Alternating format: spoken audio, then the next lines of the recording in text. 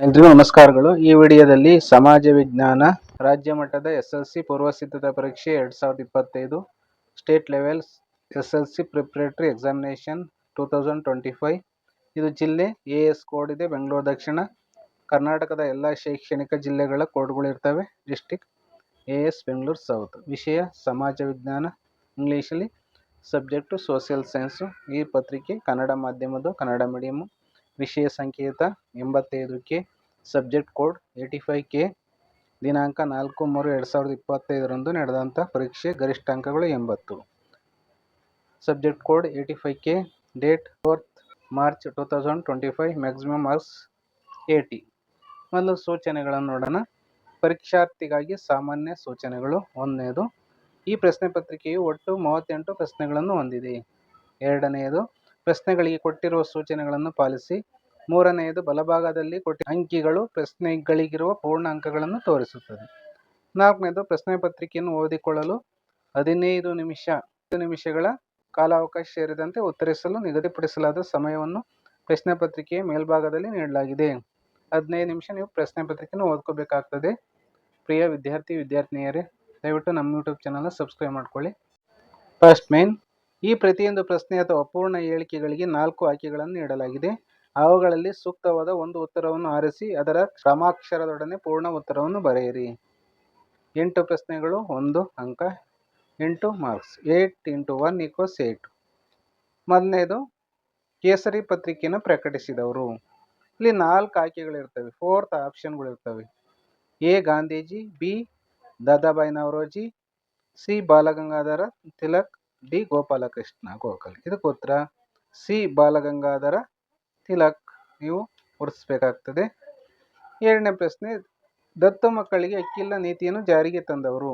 Option A Cornwallis, option B Dalhousie, option C Wellesley, option D Warren Hastings. ಉತ್ತರ ಇದಕ್ಕೆ Dalhousie, option B Dalhousie. ಮೂರನೆಯದು, ಭಾರತದ ಹೆಬ್ಬಾಗಿಲು ಎಂದು ಕರೆಯಲ್ಪಡುವ ಬಂದರು. Option A Kolkata, option B Goa, option C Navamangaluru, option D Mumbai. ಇದಕ್ಕೆ ಉತ್ತರ ಆಪ್ಷನ್ D ಮುಂಬೈ. ನಾಲ್ಕನೇ ಪ್ರಶ್ನೆ, ನಮ್ಮ ಸಂವಿಧಾನದ 24ನೇ ವಿಧಿಯ ಉದ್ದೇಶ. ಆಪ್ಷನ್ A ಅಸ್ಪೃಶ್ಯತೆಯ ನಿಷೇಧ, ಆಪ್ಷನ್ B ವರದಕ್ಷಿಣೆ ನಿಷೇಧ, ಆಪ್ಷನ್ C ಬಾಲ ಕಾರ್ಮಿಕತೆ ನಿಷೇಧ, ಆಪ್ಷನ್ D ಬಾಲ್ಯ ವಿವಾಹ ನಿಷೇಧ. ಇದಕ್ಕೆ ಉತ್ತರ ಆಪ್ಷನ್ C ಬಾಲ ಕಾರ್ಮಿಕತೆಯ ನಿಷೇಧ. ಐದನೇ ಪ್ರಶ್ನೆ, ಮಾನವ ಕುಲ ತಾನೊಂದೇ ಒಲಂ ಎಂದು ಹೇಳಿದವರು. Option A Ranna, option B Pampa, option C Janna, option D Ponna. ಇದಕ್ಕೆ ಉತ್ತರ ಆಪ್ಷನ್ B ಪಂಪ. ಪಂಪನ ಆದಿಪುರಾಣದಲ್ಲಿ ಮಾನವ ಕುಲ ತಾನೊಂದೇ ಒಲಂ ಎಂದು ಹೇಳಿದ್ದಾನೆ. ಆರನೇ ಪ್ರಶ್ನೆ, ಕೇಂದ್ರ ಲೋಕಸೇವಾ ಆಯೋಗದ ಅಧ್ಯಕ್ಷರನ್ನು ನೇಮಿಸುವವರು.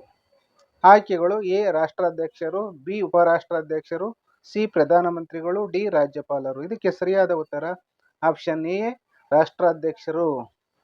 ಏಳನೆಯದು, ಇವುಗಳಲ್ಲಿ ಪ್ರತ್ಯಕ್ಷ ತೆರಿಗೆಗೆ ಉದಾಹರಣೆ. ಆಪ್ಷನ್ A ಆಮದು ರಫ್ತು ತೆರಿಗೆ, ಆಪ್ಷನ್ B ಸರಕು ಸೇವಾ ತೆರಿಗೆ, ಆಪ್ಷನ್ C ವಿದೇಶಿ ಪ್ರವಾಸಿಗರ ಮೇಲಿನ ತೆರಿಗೆ, ಆಪ್ಷನ್ D ಸಂಪತ್ತಿನ ತೆರಿಗೆ. ಇದಕ್ಕೆ ಉತ್ತರ ಆಪ್ಷನ್ D ಸಂಪತ್ತಿನ ತೆರಿಗೆ. ಎಂಟನೇ ಪ್ರಶ್ನೆ, ಮಾರ್ಚ್ 15ರ ಮಹತ್ವ. ಆಪ್ಷನ್ A ವಿಶ್ವ ಗ್ರಾಹಕರ ಹಕ್ಕುಗಳ ದಿನ, ಆಪ್ಷನ್ B ವಿಶ್ವ ಮಾನವ ಹಕ್ಕುಗಳ ದಿನ, ಆಪ್ಷನ್ C ವಿಶ್ವ ಪರಿಸರ ದಿನ, ಆಪ್ಷನ್ D ವಿಶ್ವ ಜನಸಂಖ್ಯಾ ದಿನ. ಇದಕ್ಕೆ ಸರಿಯಾದ ಉತ್ತರ ಆಪ್ಷನ್ A ವಿಶ್ವ ಗ್ರಾಹಕರ ಹಕ್ಕುಗಳ ದಿನ. ಎರಡನೇ ಮೇನು, ಈ ಪ್ರತಿಯೊಂದು ಪ್ರಶ್ನೆಗೂ ಒಂದೊಂದು ವಾಕ್ಯದಲ್ಲಿ ಉತ್ತರ ಬರೆಯಿರಿ.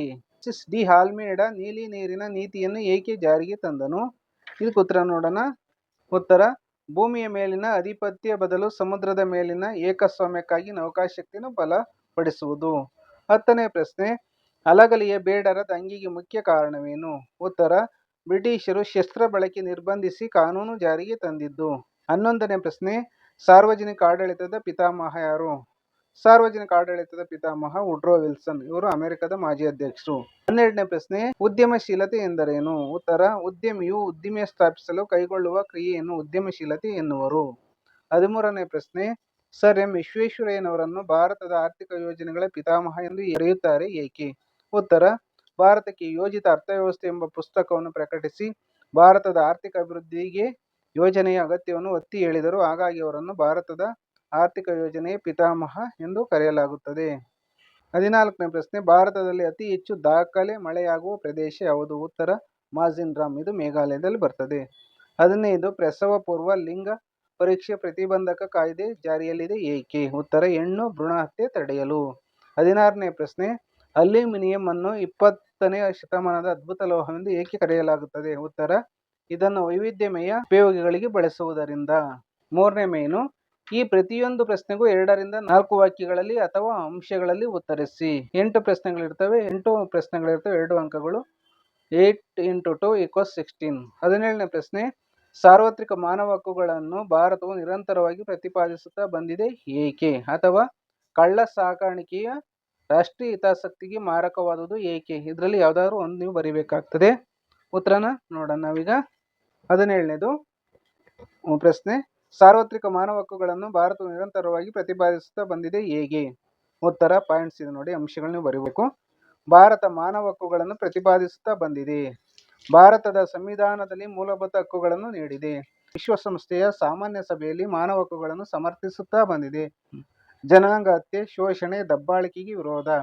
ಜಾಗತಿಕ ವೇದಿಕೆಗಳ ಮೂಲಕ ಮಾನವ ಹಕ್ಕುಗಳ ಸಂರಕ್ಷಣೆಗೆ ಯತ್ನಿಸುತ್ತದೆ. ಮಾನವ ಹಕ್ಕುಗಳ ಆಯೋಗಗಳನ್ನು ಸ್ಥಾಪಿಸಿದೆ. ಅಥವಾ 17ನೇ ಪ್ರಶ್ನೆಯಲ್ಲಿ ಇದನ್ನೂ ಸಹ ಬರೀಬಹುದು. ಕಳ್ಳ ಸಾಗಾಣಿಕೆಯು ರಾಷ್ಟ್ರೀಯ ಹಿತಾಸಕ್ತಿಗೆ ಮಾರಕವಾದದ್ದು ಹೇಗೆ? ಉತ್ತರ, ಕಳ್ಳ ಸಾಗಾಣಿಕೆಯು ರಾಷ್ಟ್ರೀಯ ಹಿತಾಸಕ್ತಿಗೆ ಮಾರಕವಾದದ್ದು. ಇದು ಅನಪೇಕ್ಷಿತ ಆರ್ಥಿಕ ಚಟುವಟಿಕೆಗಳಿಗೆ ಎಡೆಮಾಡಿಕೊಳ್ಳುತ್ತದೆ. ಕಳ್ಳ ಸಾಗಾಣಿಕೆಯಿಂದಾಗಿ ದೇಶದ ಕೈಗಾರಿಕೆಗೆ ಹಾನಿ, ದೇಶದ ಮಾರುಕಟ್ಟೆಗೆ ತುಂಬ ಹಾನಿ ತಟ್ಟುತ್ತದೆ. 18ನೇ ಪ್ರಶ್ನೆ, ಚಿಪ್ಕೋ ಚಳವಳಿಯ ಬಗ್ಗೆ ಸಂಕ್ಷಿಪ್ತವಾಗಿ ವಿವರಿಸಿ ಅಥವಾ ಬಾಲ್ಯ ವಿವಾಹಕ್ಕೆ ಕಾರಣಗಳನ್ನು ವಿವರಿಸಿ. ಇದ್ರ ಬಗ್ಗೆ ತಿಳ್ಕೊಳ್ಳೋಣ. ನೋಡಿ, ಇಲ್ಲಿ ಚಿಕ್ಕು ಆಗಿದೆ, ಚಿಪ್ಕೋ ಅಂತ ಮಾಡ್ಕೊಳ್ಳಿದ. ಚಿಪ್ಕೋ ಚಳವಳಿಯ ಬಗ್ಗೆ ಸಂಕ್ಷಿಪ್ತವಾಗಿ ವಿವರಿಸಿ. ಉತ್ತರ ನೋಡಿ, ಇಲ್ಲಿ ಪಾಯಿಂಟ್ಸ್ಗಳಿದೆ. ಉತ್ತರ ಪ್ರದೇಶದ ತೆಹರಿ ಗರ್ವಾ ಜಿಲ್ಲೆಯಲ್ಲಿ ಸರ್ಕಾರ ಮರ ಕಡಿಯಲು ಅನುಮತಿ ನೀಡಿತ್ತು. ಅರಣ್ಯ ನಾಶವಾಗುತ್ತದೆ ಮತ್ತು ಪರಿಸರ ಹಾಳಾಗುತ್ತದೆ ಎಂದು ಜನರು ಮರಗಳನ್ನು ಅಪ್ಪಿ ಅದನ್ನು ತಡೆದರು. ಸುಂದರ್ಲಾಲ್ ಬಹುಗುಣ ಚಂಡಿ ಪ್ರಸಾದ್ ಭಟ್ಟರ ನೇತೃತ್ವದಲ್ಲಿ ನಡೆಯಿತು. ಮರ ಕಡಿಯಲು ನೀಡಿದ ಅನುಮತಿ ರದ್ದಾಯಿತು. ಅಥವಾ ಬಾಲ್ಯ ವಿವಾಹಕ್ಕೆ ಕಾರಣಗಳನ್ನು ವಿವರಿಸಿ ಪ್ರಶ್ನೆ ಇರ್ತದೆ. ಬಾಲ್ಯ ವಿವಾಹಕ್ಕೆ ಕಾರಣಗಳು: ಲಿಂಗ ತಾರತಮ್ಯ, ಬೇಗ ಮದುವೆ ಮಾಡಬೇಕೆಂಬ ನಂಬಿಕೆ, ಹೆಣ್ಣು ಮತ್ತು ಗಂಡು ಮಕ್ಕಳ ನಡುವಿನ ಭೇದ ಭಾವ, ಶಿಕ್ಷಣ ಇಲ್ಲದಿರುವಿಕೆ, ಬಾಲ ಕಾರ್ಮಿಕತೆ, ಮಕ್ಕಳ ಸಾಗಾಣಿಕೆ ಮತ್ತು ಮಾರಾಟ, ಕಾನೂನಿನ ಕನಿಷ್ಠ ಮಟ್ಟದ ಅನುಷ್ಠಾನ, ಸಾರ್ವಜನಿಕರ ಅಸಹಕಾರ, ಮಕ್ಕಳ ಹಕ್ಕುಗಳ ದೋಷಪೂರಿತ ಅನುಷ್ಠಾನ. ಯಾವುದಾದ್ರೂ 4 ಇವನು ಬರಿಬೇಕಾಗ್ತದೆ. 19ನೇ ಪ್ರಶ್ನೆ, ಹೈದರಾಬಾದ್ ಸಂಸ್ಥಾನವನ್ನು ಭಾರತ ಒಕ್ಕೂಟಕ್ಕೆ ಹೇಗೆ ವಿಲೀನಗೊಳಿಸಲಾಯಿತು? ಪಾಯಿಂಟ್ಸ್ಗಳಿದೆ ನೋಡಿ ಇಲ್ಲಿ ಮಕ್ಕಳ. ಹೈದರಾಬಾದ್ ಸಂಸ್ಥಾನವು ನಿಜಾಮನ ಅಧೀನದಲ್ಲಿತ್ತು. ಈತನು ಸ್ವತಂತ್ರವಾಗಿ ಉಳಿಯುವ ಉದ್ದೇಶದಿಂದ ಭಾರತಕ್ಕೆ ಸೇರಲು ನಿರಾಕರಿಸಿದನು. ನಿಜಾಮನ ಕ್ರೂರ ಪಡೆಯಾದ ರಜಾಕರ ವಿರುದ್ಧ ಜನತೆಯಲ್ಲಿ ವ್ಯಾಪಕ ಪ್ರತಿರೋಧವಿತ್ತು. ಭಾರತ ಸರ್ಕಾರ ಸೈನ್ಯವನ್ನು ಕಳುಹಿಸಿ ನಿಜಾಮನನ್ನು ಸೋಲಿಸಿ ಹೈದರಾಬಾದ್ ಸಂಸ್ಥಾನವನ್ನು 1948ರಲ್ಲಿ ಭಾರತದೊಂದಿಗೆ ವಿಲೀನಗೊಳಿಸಿತು. 20ನೇ ಪ್ರಶ್ನೆ, ಬಂಗಾಳದಲ್ಲಿನ ದ್ವಿಸರ್ಕಾರ ಪದ್ಧತಿಯ ಬಗ್ಗೆ ಬರೆಯಿರಿ. 1765ರಲ್ಲಿ ರಾಬರ್ಟ್ ಕ್ಲೈವನು ಬಂಗಾಳದಲ್ಲಿ ದ್ವಿಸರ್ಕಾರ ಪದ್ಧತಿಯನ್ನು ಜಾರಿಗೆ ತಂದನು. ಕಂದಾಯ ವಸೂಲಾತಿ, ನಾಗರಿಕ ಮತ್ತು ಅಪರಾಧ ನ್ಯಾಯ ನಿರ್ವಹಣಾ ವ್ಯವಸ್ಥೆಯನ್ನು ಭಾರತೀಯ ಅಧಿಕಾರಿಗಳಿಗೆ ನೀಡಲಾಯಿತು. ವಸೂಲಾದ ಕಂದಾಯದ ನಿರ್ವಹಣಾ ಆಡಳಿತವನ್ನು ಬ್ರಿಟಿಷರು ತಮ್ಮ ಬಳಿಯೇ ಇಟ್ಟುಕೊಂಡರು. 21 ಪ್ರವಾಹದಿಂದ ಉಂಟಾಗುವ ಪರಿಣಾಮಗಳನ್ನು ತಿಳಿಸಿ. ಪಾಯಿಂಟ್ಸ್ ಇದೆ ನೋಡಿ, ಅಂಶಗಳು. ಜನರ ಆಸ್ತಿ ಪಾಸ್ತಿ, ಮನೆ ಹಾನಿಗೀಡು ಮಾಡುತ್ತವೆ. ಭೂಮಿ ಮತ್ತು ಬೆಳೆಗಳನ್ನು ಹಾನಿಗೀಡು ಮಾಡುತ್ತವೆ. ದೂರ ಸಂಪರ್ಕ, ವಿದ್ಯುತ್ ಪೂರೈಕೆ ಅಸ್ತವ್ಯಸ್ತಗೊಳ್ಳುತ್ತದೆ. ಸಾರಿಗೆ ಸೌಲಭ್ಯ ಅಸ್ತವ್ಯಸ್ತಗೊಳ್ಳುತ್ತದೆ. ಫಲವತ್ತಾದ ಮಣ್ಣಿನ ಮೇಲ್ಭಾಗವು ಕೊಚ್ಚಿ ಹೋಗುತ್ತದೆ ಹಾಗೂ ಅನೇಕ ಗಿಡ ಮರಗಳು ಹಾನಿಗೊಳಗಾಗುತ್ತವೆ. ಅನೇಕ ರೋಗಗಳ ಉಲ್ಬಣಕ್ಕೆ ಕಾರಣ. ಯಾವುದಾದ್ರೂ 4. 22ನೇ ಪ್ರಶ್ನೆ, ಶಿವಾಲಿಕ್ ಶ್ರೇಣಿಯ ಲಕ್ಷಣಗಳನ್ನು ವಿವರಿಸಿ. ಹಿಮಾಲಯಗಳಲ್ಲಿ ಇತ್ತೀಚೆಗೆ ನಿರ್ಮಿತವಾದುದು. ಅತ್ಯಂತ ದಕ್ಷಿಣದಲ್ಲಿರುವ ಸರಣಿ. ಕಡಿಮೆ ಎತ್ತರ ಹೊಂದಿದೆ. ಹಿಮಾಲಯದ ಪಾದ ಬೆಟ್ಟಗಳೆಂದು ಕರೆಯುವರು. ಇಲ್ಲಿ ಸಮತಟ್ಟಾದ ಕಿರಿದಾದ ಮೈದಾನಗಳಿದ್ದು ಅವುಗಳನ್ನು ಡೂನ್ಗಳು ಎನ್ನುವರು. 23ನೇ ಪ್ರಶ್ನೆ, ಸುಗ್ಗಿ ಪೂರ್ವದ ತಂತ್ರಜ್ಞಾನವು ಹಸಿರು ಕ್ರಾಂತಿಯನ್ನು ಪ್ರಭಾವಿಸಿತು ಹೇಗೆ?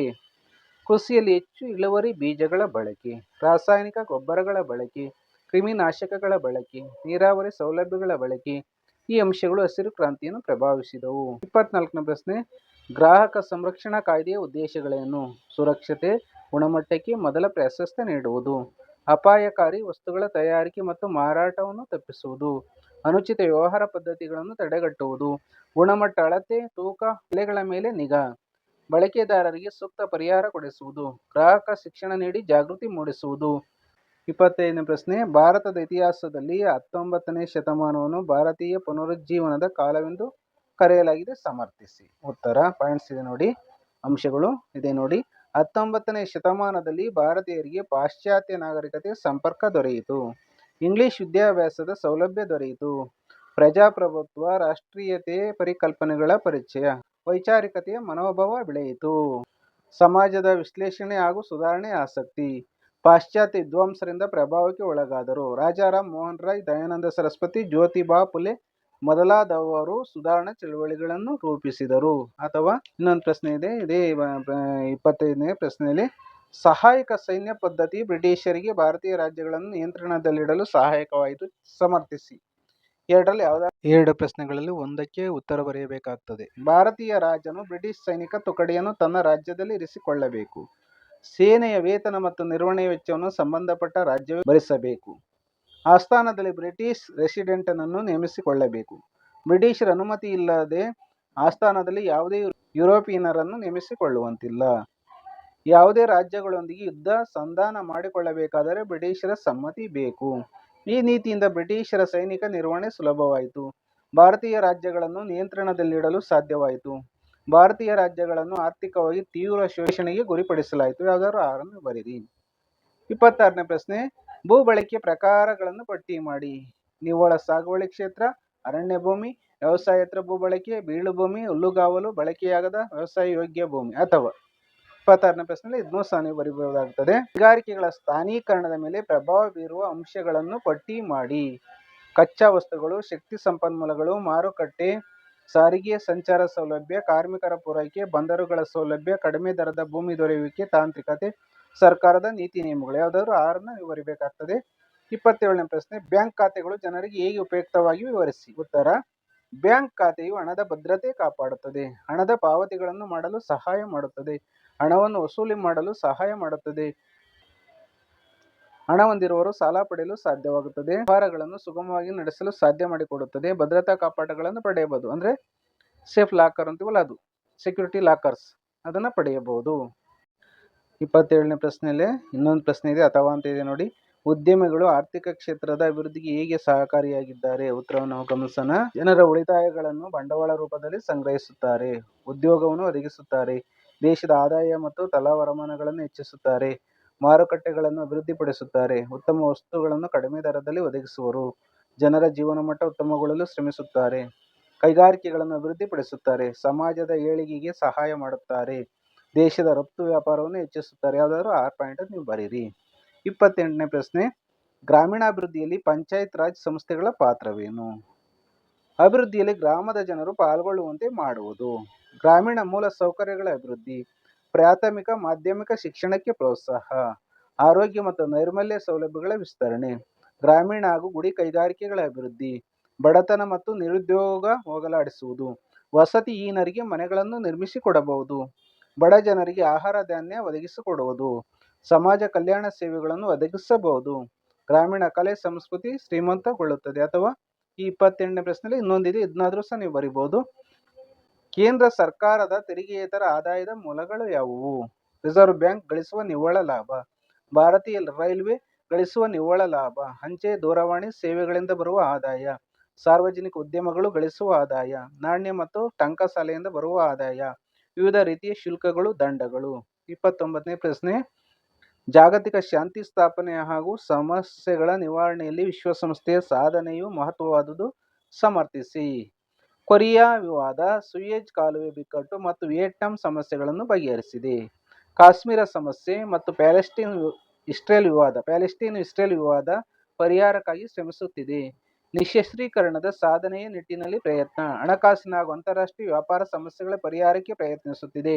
ವಿಶ್ವ ಆರೋಗ್ಯ ಸಂಸ್ಥೆಯ ಮೂಲಕ ಮಾರಕ ರೋಗಗಳ ನಿರ್ಮೂಲನೆಗೆ ಪ್ರಯತ್ನಿಸುತ್ತಿದೆ. ಮಾನವ ಹಕ್ಕುಗಳ ಸಾರ್ವತ್ರಿಕ ಘೋಷಣೆ, ವಿಶ್ವದಾದ್ಯಂತ ಮಾನವ ಹಕ್ಕುಗಳ ಜಾರಿಗೆ ಪ್ರಯತ್ನ, ವರ್ಣಭೇದ ನೀತಿ, ಸಾಮ್ರಾಜ್ಯಶಾಹಿತ್ವ, ವಸಾಹತುಶಾಹಿತ್ವಗಳನ್ನು ಅಂತ್ಯಗೊಳಿಸಲು ಪ್ರಯತ್ನ, ಜಾಗತಿಕ ತಾಪಮಾನದ ದುಷ್ಪರಿಣಾಮ ತಡೆಯಲು ಶ್ರಮಿಸುತ್ತಿದೆ. 30ನೇ ಪ್ರಶ್ನೆ ಬರೋಣ.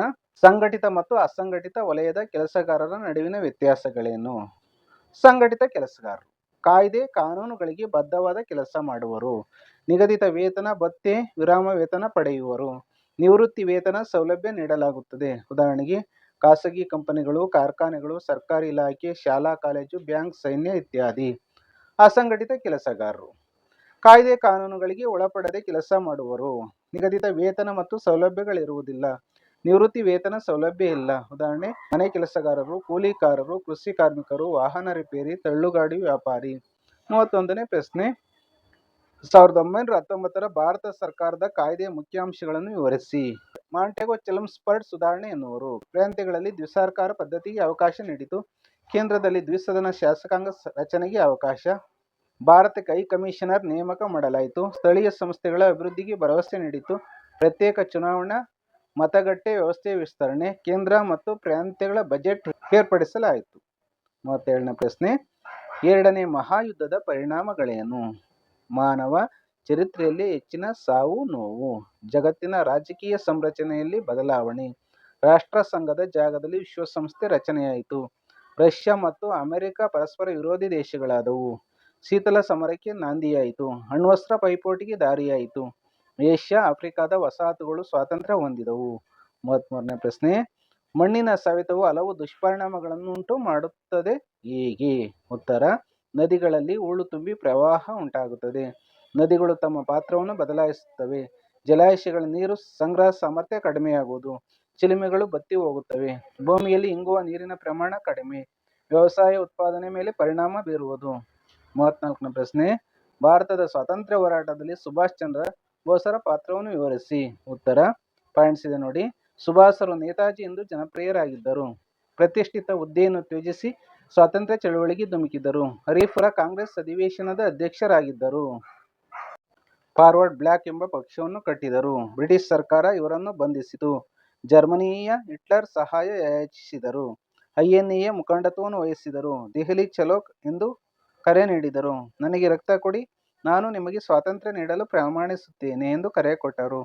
ಆಕಸ್ಮಿಕವಾಗಿ ವಿಮಾನ ಅಪಘಾತದಲ್ಲಿ ಮಡಿದರು. ಅಥವಾ ಈ ಪ್ರಶ್ನೆನಾದರೂ ಬರೀಬಹುದಾಗ್ತದೆ.